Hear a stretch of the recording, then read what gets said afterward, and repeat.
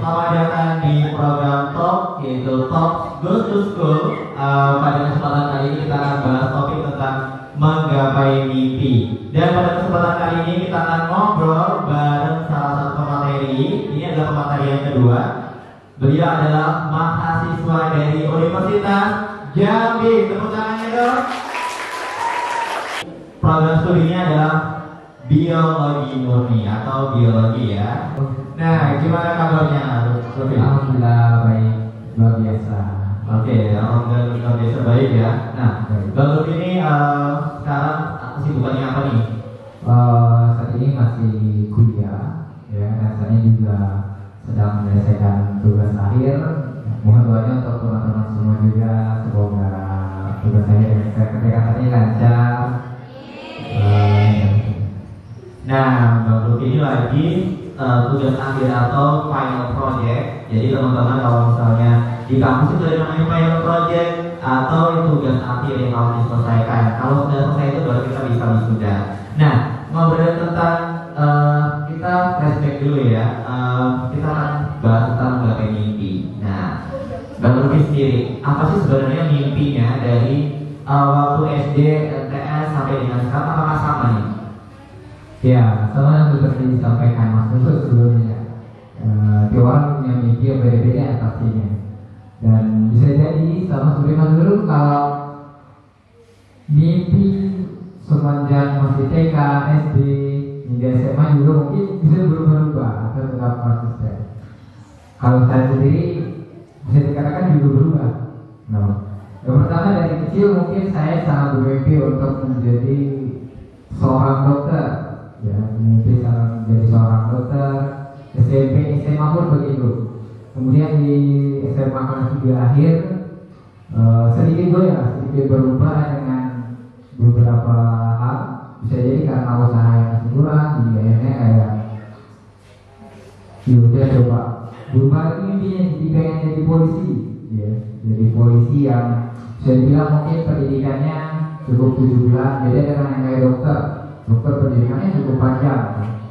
Akhirnya coba lagi, akhirnya latihan untuk persiapan untuk tes polisi segala macam. Dan ternyata ada beberapa persyaratan yang belum memenuhi kriteria di saya. Akhirnya tidak sampai situ, coba lagi, kembali lagi mimpinya, ingin lagi jadi dokter lagi. Akhirnya masuk ke SNMPTN ya, waktu itu masih SNMPTN, sekarang udah SNBP ya, namanya SNBP. Kemudian cobalah mendaftar di salah satu universitas, baru saja universitas waktu itu Universitas Andalas. Coba pendidikan dokter, coba tes kedokteran, dan tiba saat pengumuman ternyata belum berhasil lulus di kedokteran dan SNMPTN-nya gagal. Kemudian apakah berhenti sampai situ? Tentu tidak. Dicoba lagi jalur berikutnya. Kemudian jalur kedua memilih untuk tidak memasukkan pilihan dokter. Akhirnya memilih biologi ya, di UNAN dan juga di Universitas Jambi. Dan alhamdulillah ditakdirkan ternyata di biologi Universitas Jambi sampai saat ini. Kemudian apakah mimpi menjadi dokter itu sudah selesai? Ternyata belum. Pada tahun berikutnya, setelah tetap menjalani kuliah di Universitas Jambi 2 semester, akhirnya kan masuk lagi tes ujian lagi yang jalur keduanya UTBK waktu itu. UTBK lagi, coba lagi masukin lagi kedokteran. Kali ini kedokterannya nggak di Sumatera lagi, tapi di Pajajaran, Universitas Pajajaran.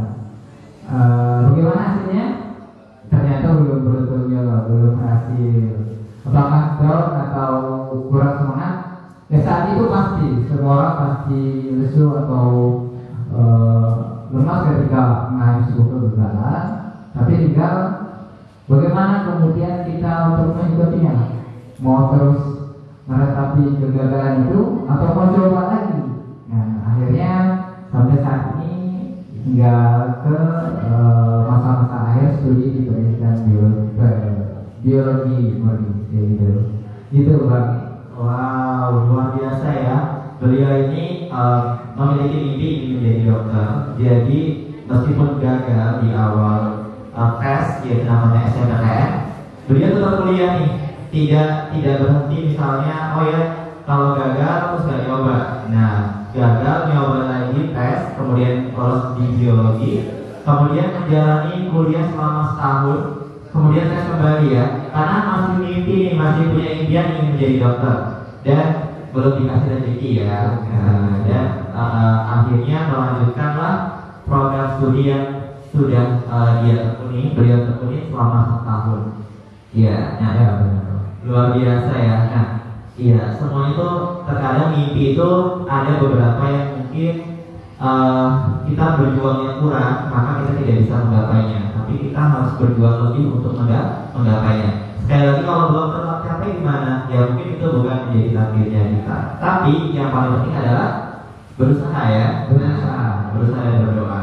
Nah, kalau misalnya tadi adalah story-nya tentang Rufi menggapai mimpi, yang sekarang sedang studi di kampus dari penghujung ya. Nah, Rufi sendiri, apa sih yang menjadikan motivasi untuk bisa menggapai mimpi tersebut? Kan setiap orang itu kadang kalau mau beraktivitas butuh yang namanya motivasi, belajar aja butuh motivasi.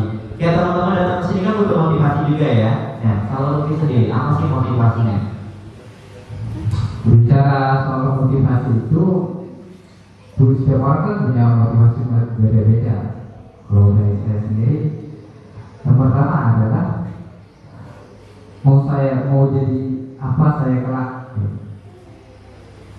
Apakah mau tetap kayak ini atau mau kayak gimana? Itulah impian tadi yang sudah disampaikan, bahwa kita punya cita-cita. Pada umumnya semua orang pengen jadi lebih baik. Tatkala mana orang ditanya, kamu punya cita-cita? Karena juga ada yang bilang, saya nggak punya cita-cita, saya tidak punya cita-cita. Tapi dalam ungkapnya pasti saya ingin jadi lebih baik. Apakah itu bukan cita-cita? Tentu tetap menjadi cita-cita karena sebuah keinginan. Yang menjadi motivasi utamanya adalah bagaimana bisa merubah hidup kita saat ini menjadi lebih baik, dalam artian sebaik-baiknya manusia. Pernah dengar khairun nas wa anfa'uhum linnas, sebaik-baik manusia adalah yang bermanfaat untuk manusia lain. Lalu kebanyakan sekarang sedikit-sedikit banyak nih sebenarnya kayak kamu dimanfaatin nih selama ini, kamu dimanfaatin dengan teman kamu ini, cuma diambil untungnya ya.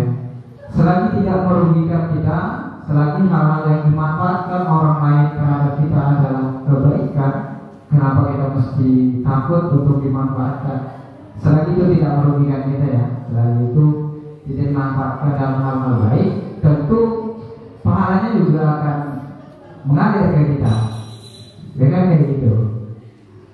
Jadi itu yang menjadi motivasi utama saya untuk tetap terus berusaha menggapai mimpi yang mana muda tadi sebelumnya menjadi dokter belum terwujud. Apakah mimpinya gagal? Tidak. Tentu banyak mimpi-mimpi lain yang harus diwujudkan. Seperti itu. Nah itu tadi ya. Jadi kalau misalnya kita setiap kita tuh pasti ingin memiliki kehidupan yang lebih baik. Apalagi di era sosial media saat ini yang begitu pesat. Ada namanya kata insecure. Nah, teman-teman pasti pernah yang merasa namanya insecure, dan itu yang membuat kita termotivasi. Aku bisa loh. Nah, kalau kita ambil positifnya, insecure itu bisa membuat kita semakin semangat ya. Iya, benar sekali. Berubah jadi lebih baik ya. Nah, seperti yang disampaikan oleh Rufi tadi, bahwa ketika kita memiliki keinginan, itu berarti kita memiliki mimpi, kita memiliki cita-cita, ada harapan di sana. Tapi kalau kita tidak punya keinginan, tidak ingin berubah menjadi lebih baik, nah itu yang bahaya. Berarti tidak punya mimpi.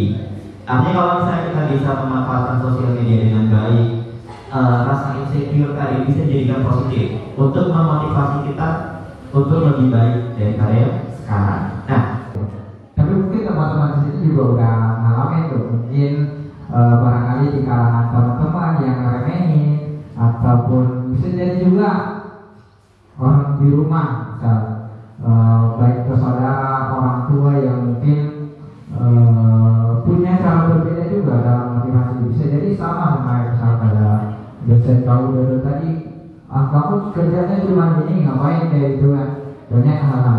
Tapi tergantung kita lagi mau ngambil itunya bagaimana. Apakah kita mau nyerah dengan remehan itu, atau kita akan membuktikan, kamu nih yang pernah ngeremehin aku akan membuktikan kalau hal yang aku inginkan akan jadi ke sebuah kenyataan kayak gitu. Ya kira-kira itu.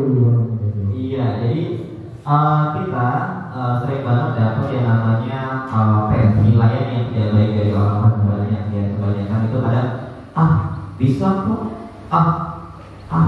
gitu ya. Nah, memang mampu, kamu punya duit, nah gitu, atau nggak selesai kayak gitu. Itu adalah penilaian dari banyak orang terhadap kita. Dan kita sebagai orang yang sebagai actor atau public figure-nya, kita harus siap dengan kata-kata seperti itu.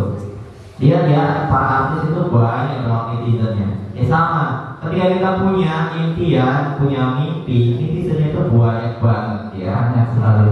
Bisa tadi seperti Bang Rufi bilang, ada dari keluarga sendiri malahan, ada dari luar, dari banyak faktor. Lalu bagaimana kita lagi menyikapinya? Nah, apakah kita mau mengambil itu sebagai motivasi atau terlalu sebagai cacian yang justru membuat kita benci dan dendam, sehingga membahasnya dengan hal yang tidak sewajarnya. Dalam artian yang baik, kita harus balasnya adalah membuktikan apa yang diremehkan kepada kita kayak gitu. Nah, itu bisa jadi motivasi juga bagi diri kita bahwa ternyata ketika kita diremehkan orang-orang lain, itu adalah cambukan atau challenge untuk kita. Dan terkadang remehan itu dilakukan, ada yang sengaja meremehkan diri kita, tapi juga ada yang memang supaya kita lebih naik kelas, ya. Ada yang memang sengaja untuk meremehkan kita adalah untuk menaikkan kelas kita. Kalau kita berhasil menghadapinya dengan baik, maka kita akan naik kelas. Tapi kalau kita tidak berhasil, ya kita akan turun lagi. Artinya kalau kita melihat penilaian orang lain itu tidak harus tentang bagaimana remehan tersebut, tapi bagaimana kita bisa melewati tantangannya. Ya, lebih ya. Benar sekali. Ya, ibarat ada quotes mungkin kayak, kalau hidup itu nggak ada tantangannya, apa artinya kayak gitu. Tawar pasti nggak ada rasanya kayak gitu, pasti. Jadi tantangan itu saya rasa perlu kita ambil, ya, saya rasa perlu kita ambil untuk menaikkan level tadi. Ya boleh jadi sama ya, kita sekolah ini kelas 7, 8 pelajaran-pelajaran yang kita pelajari sesuai dengan apa yang harus kita pelajari di kelas tersebut. Kemudian kalau kita udah naik kelas 9, 10, 11, mungkin teman-teman yang di SMA juga pernah ngerasain ketika pelajaran waktu SMP atau MTS terulang lagi di masa SMA, pasti mikir bilang ini, itu udah pernah di SMP MTS nih, bisa. Jadi kan nggak ada tantangannya, pasti jadi kayak apa sih, pengen hal-hal yang baru gitu kan, pengen hal-hal yang baru. Karena pada dasarnya kita ngomongin hal-hal yang baru nih, boleh jadi kita sebenarnya perlu hal-hal baru, ya pemirsa. Kira-kira kayak tentang hal-hal baru ya. Nah, jadi memang challenge itu adalah ketika kita ingin kalau kata anak zaman now ya, kita tuh harus up ya, up diri kita, up skillnya kita. Kalau kita nggak up diri kita dengan new skill, kita nggak punya apa-apa. Ibaratnya kayak gini, sekarang itu dikit-dikit skill development, self development itu yang kita bahas ya, harus mengembangkan skill yang kita miliki pada diri kita.